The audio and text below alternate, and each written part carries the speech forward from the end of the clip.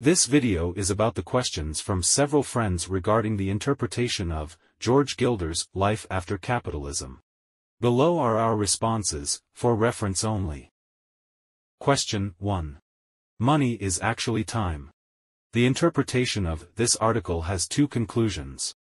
1. The prosperity of the world has been increasing, and the most benefited are the poor. 2. Economic growth is actually sustainable. So, with housing included, will the two conclusions in the article still hold true, or will there be a decrease in the rate of growth? Response. Housing is not a scarce item either. Intuitively, there's only so much land, and if the population increases, the average land area per person will decrease, so housing should be scarce. This intuitive thinking is wrong. You see, relative to the vast land area, housing occupies very little land. In 1978, the average housing construction area per capita, in China's urban areas, was only 6.7 square meters, and now after so many years of population growth, by 2020, the average living area per capita in China reached 41.76 square meters, with the urban households averaging 36.52 square meters. A five-fold increase. And this doesn't even account for the already built but unsold vacant houses. In April 2022, China's real estate inventory reached as high as 557 million square meters, which, based on the current per capita living area, means that even if suddenly 14 million people were to descend from the sky, in China, they could all be accommodated. The reality is that housing is expensive not because of physical limitations. Japan has 2.5 times the population density of China, and yet many people live in detached houses. As long as people want to live, there's always a way to accommodate them. Even in so-called prime cities where land is said to be scarce, the high housing prices are not due to too little land or the inability to build tall buildings but because of artificial, policy-induced development restrictions. For example, in his book Embedded Power, Chinese Government and Economic Development, Lan Xiaohuan said, in the Beijing metropolitan area, collective construction land accounts for 50% of the total construction land, but the average plot ratio is only 0.3 to 0.4, much lower than that of state-owned land. In Shanghai, collective construction land accounts for 30% of the total construction land, and the development and construction intensity is much lower than that of state-owned land. Similarly, the San Francisco Bay Area to Silicon Valley is one of the most expensive areas in the country in terms of housing prices. Does that mean it's filled with skyscrapers and crowded streets? Far from it. If you go there, you'll see that residential areas are generally low-rise single-family houses, with few people except on main roads, and there's plenty of unused land around. The same phenomenon can be seen in London, in Hong Kong, and in various parts of the world to a greater or lesser extent. It's not because these places lack the capacity to develop but because they choose not to develop. If you've already bought a house here, you have every reason to prevent further construction. You can cite reasons such as environmental protection, greening, community development, or avoiding traffic congestion. But your real reason is to prevent house prices from falling. You need the local government to enact policies to artificially create scarcity in the property market. We've talked about a book called Low-Hanging Fruit Guarded by Dragons, What Americans Call Reform Dividends, written by Brink Lindsay of the Cato Institute. He proposes that, for the United States to develop its economy, it must reform in 4 areas, one of which is to break the artificially created land scarcity. The point is that even in a small place like Hong Kong, people living in cramped houses are not because there are too many people and too little land but because the government colludes with developers to restrict development. Question 2. Understanding knowledge equals wealth, but secular wealth is largely tied to property. Given these two premises, is there a distinction between valuable and invaluable knowledge? And how can the masses, who lack or cannot grasp key and valuable knowledge, swallow this confidence pill? Response. This is a real issue. What vocational schools teach may help one secure a job quickly, but it's not valuable knowledge. On the other hand, what universities teach can be valuable but requires the right environment to flourish. In modern society, two trends determine the fate of the masses in mastering valuable knowledge. One trend is that good things tend to cluster together. Highly skilled talents want to go to big cities because only big cities can make use of their abilities. Conversely, big cities also want highly skilled talents. Many significant matters can only be accomplished within certain circles. Even university admissions now favor middle-class families in China, while top U.S. universities tend to lean towards wealthy families. This is very unfair to young people in small towns. What you talk about with your high school classmates is completely different from what high school students in Beijing discuss. This is extremely unfair. But another trend is that the world is also moving towards fairness and openness. It can be said that, now is the period in human history with the strongest sense of fairness among the people. For example, the city of San Francisco has changed all its public elementary and middle schools to a lottery system for admission. No more school district housing or entrance exams. It's all based on luck. Additionally, some students who attended well-off middle schools had already studied math equivalent to Algebra 1 by the time they reached high school, allowing them to skip the Algebra 1 course. However, for the sake of fairness, San Francisco mandates that all high school students must take Algebra 1 in their first year. Policies like these may become mainstream in the future because no parent can accept unfairness to their children. Moreover, with the internet and AI, if a person wants to learn, they can. You don't have to be born into that circle, but you can always join it. This requires you to often observe things outside your own circle, which is a difficult demand. If I were a young person in a small town, my best strategy would be to learn something like programming. A versatile, easily measurable, hard skill. Because I know it's hard for me to stand out with soft skills, and soft skills can be learned at any time. If you want to get involved in high-tech entrepreneurship, in your 20s, you need to meet the right people in the right place. But if you just want a high-paying job, the technical learning roadmap is already there, and there are many opportunities waiting for you. Question 3. The development of the world economy is mainly driven by entrepreneurs. What about the economic development in ancient times? What were the main driving forces? Response. This is a great question. Indeed, the economy must have some kind of driving force or impetus to grow, and the driving forces vary in different historical periods. Gilder's statement, "Growth is learning," I believe, only holds true in the modern world. Moreover, strictly speaking, even in the modern world, although the primary driving force of economic growth is entrepreneurial innovation, it is not solely the innovation of entrepreneurs. Jonathan Levy, an economic history professor at the University of Chicago, published a thick book in 2021 titled Ages of American Capitalism. A History of the United States.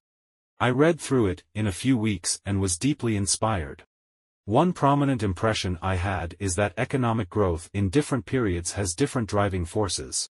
What Levy likes to call multipliers. You can't just exert effort. You need a multiplier to multiply labor for economic growth. Here, I'll discuss the growth multipliers in different periods based on this book. Firstly, modern economic growth came with long-distance trade, especially international trade. If there were no trade, people would only be working in the fields, producing what they needed for themselves nearby. In that case, the increase in the total economy would essentially be a population issue. Moreover, land output is limited, and agricultural production has strong diminishing marginal returns. With a large population, one would fall into the Malthusian trap. So, you can basically consider ancient wealth as a constant.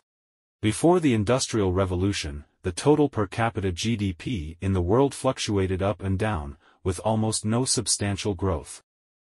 This is why, in ancient China, during the Northern Song dynasty, there were so many reforms under Wang Angshi's administration, claiming to enrich the country and strengthen the military, but were opposed by conservative forces represented by Sima Guang. Because Sima Guang understood very well that, we were in ancient times, we didn't have technology, and our wealth was a constant. If the court really became rich, the common people would only become poor, and you couldn't change the fact of backward productivity no matter how much you struggled. This is also why limiting merchants in ancient China had some reason. Since they were all outputs on the land and the hard work of farmers, no matter how merchants made trouble, they could only expand demand and not supply. The first wave of real economic growth in human history was brought about by Adam Smith's commercial multiplier. One of Adam Smith's signature doctrines is division of labor, saying that things like pins, if made by one worker from start to finish, can only be made a few a day. But if divided among workers in a factory, with each worker responsible for one step, efficiency will increase significantly. This is because division of labor leads to specialization, which leads to skill and efficiency. But the real powerful division of labor is not between workers, in the same factory. It's between factories. My factory specializes in making pins, and that efficiency is 100 or 1,000 times greater than, if each household made their own pin. But for factories specializing in producing one type of commodity to exist, there must be trade, and long-distance trade at that.